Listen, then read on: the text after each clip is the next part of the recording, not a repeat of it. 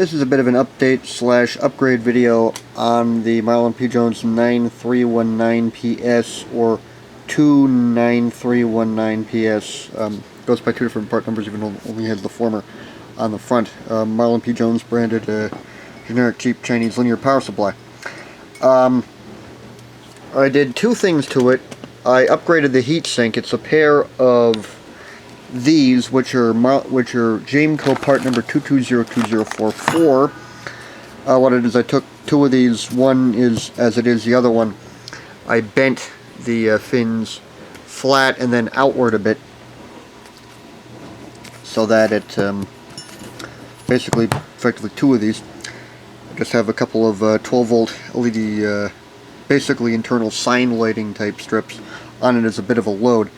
And I also replaced the crappy stock transistor. That's the one, no idea who made it, that kind of a V logo. I know the EEV blog did a video of a some cheap Chinese branded power supply, and it had that same logo on the pass transistors.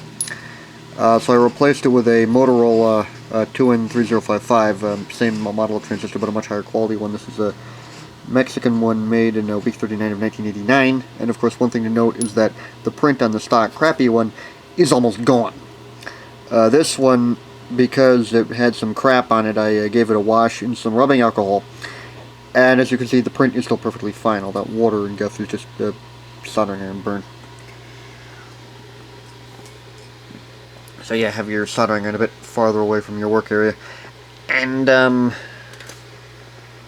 so yeah, this is just to greatly improve the heat sinking. So yeah, this power supply is definitely not really a an as-is type thing. Of course, also replaced the stock mounting whatchamacallits with stuff from a Jameco kit.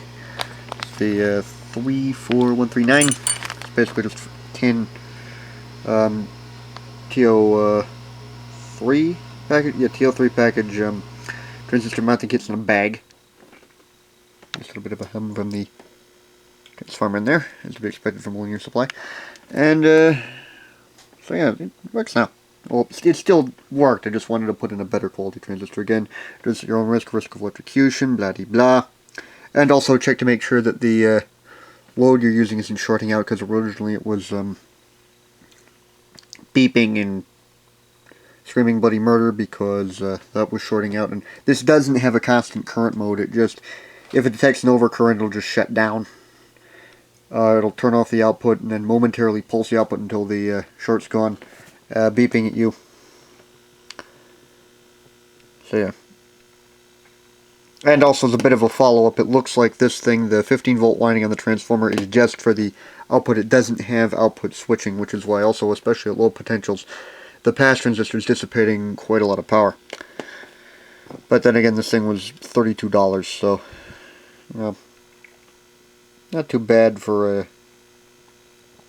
or fairly typical for a Chinese power supply in the price range and power rating. There's just the internal board. Some crappy lytics, probably replace those with something better at some point. Maybe even add in a choke filter, because there's enough room in the case. Again, risk of electrocution, blah de blah. And also found out what this uses, the microcontroller. It's a an STC semiconductor. It's basically an 8051 clone that the Chinese make in considerable numbers. Although the part number looks kind of like PICs. I think this is a 15F20 something. It's not a PIC. It's actually a completely different architecture. So yeah, but it works.